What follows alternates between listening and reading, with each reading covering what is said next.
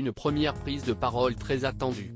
15 jours après la découverte des ossements du petit Émile, 2 ans et demi, près du lieu où il avait mystérieusement disparu en juillet dernier, sa mère a finalement choisi de sortir du silence ce mercredi 17 avril et de s'adresser aux nombreuses personnes qui les ont soutenues, elle et son époux, durant cette attente insoutenable.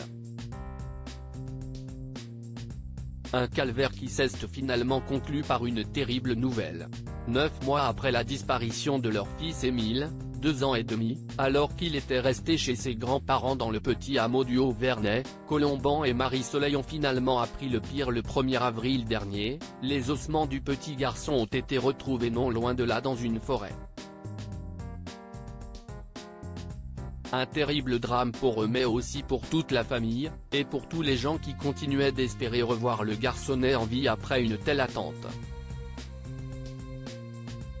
Nombreux à adresser leurs condoléances à la famille endeuillée, ils ont reçu une réponse de la jeune maman endeuillée ce mercredi 17 avril, prenant la parole sur Facebook, elle a tenu à remercier ceux qui ont soutenu leur famille dans un message touchant.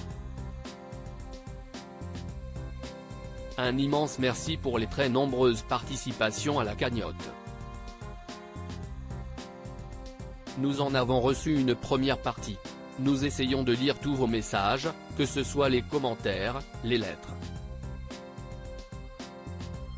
Et nous sommes toujours très touchés par votre compassion, a écrit sa mère sur la page Prions pour Émile, créée en juillet dernier et où les anonymes partageaient depuis leurs prières pour le petit garçon.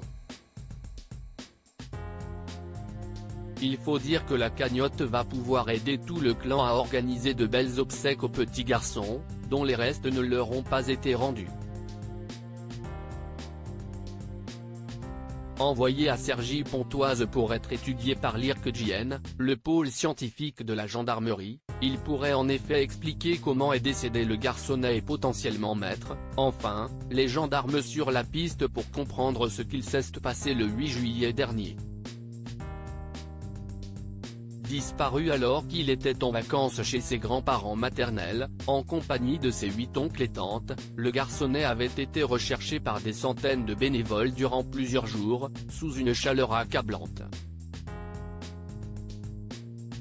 Depuis, il n'avait pas été retrouvé, malgré de nombreuses fouilles dans le village du Haut-Vernay, un véritable travail d'investigation sur les interrogatoires et sur les téléphones. Désormais, le temps est au deuil pour la famille, très croyante, et qui doit cependant espérer connaître un jour la vérité.